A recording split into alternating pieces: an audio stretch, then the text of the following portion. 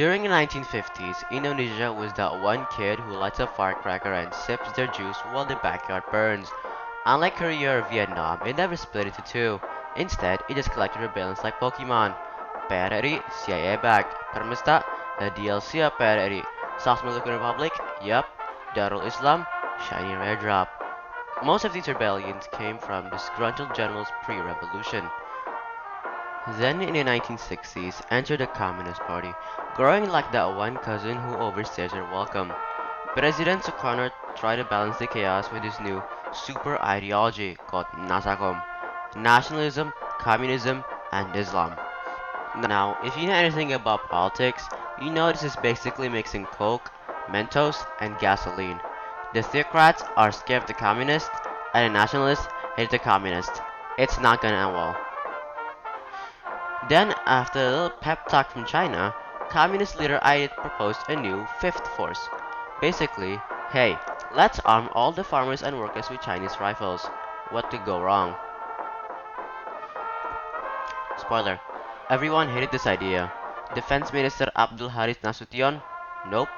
Ground Forces General Ahmad Yani? Double nope. The Navy? Absolutely not. But the Air Force Commander Omar Dani? He was like, sounds kinda based. Ahmad Yani especially wasn't having it. He basically said, We already have the army. We don't need farmers running around with free AKs. If foreign forces show up, we arm locals on the spot. We are not the Soviets. This whole thing is just...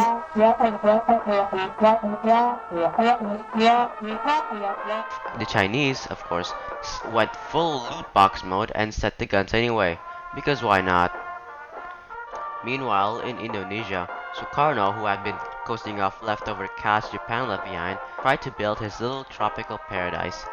How? By making a couple roads, some bridges, a few hotels, and, oh yeah, a bunch of giant monuments.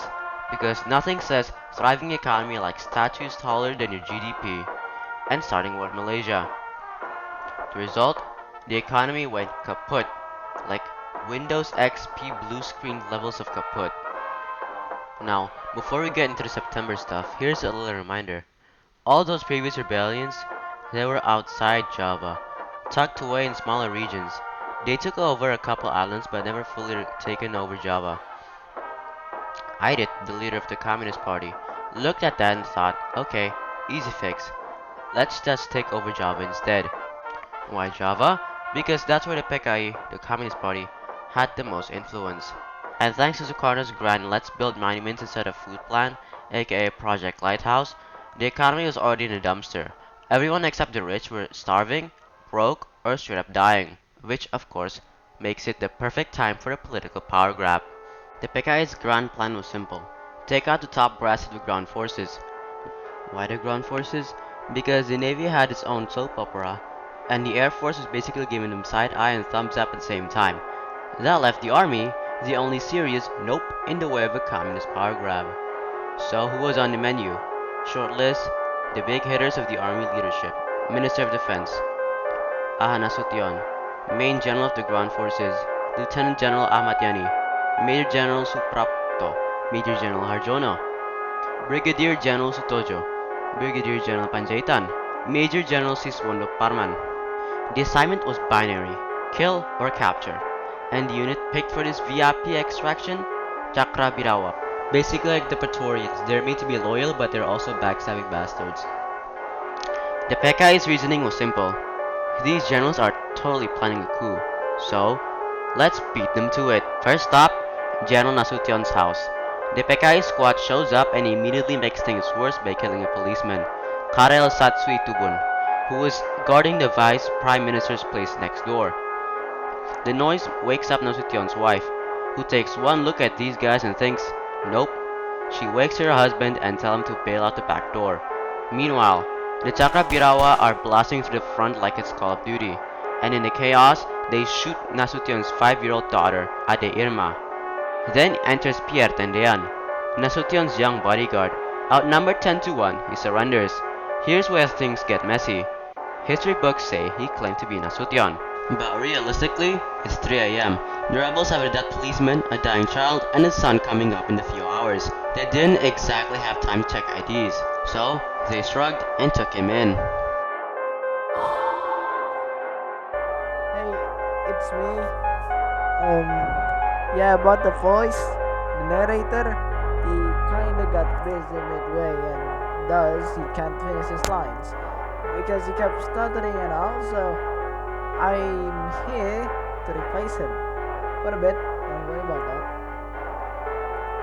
Meanwhile, the real Nasution yeets himself for the back and straight up just hide in his neighbor's backyard, which is also the Iraqi ambassador for some reason.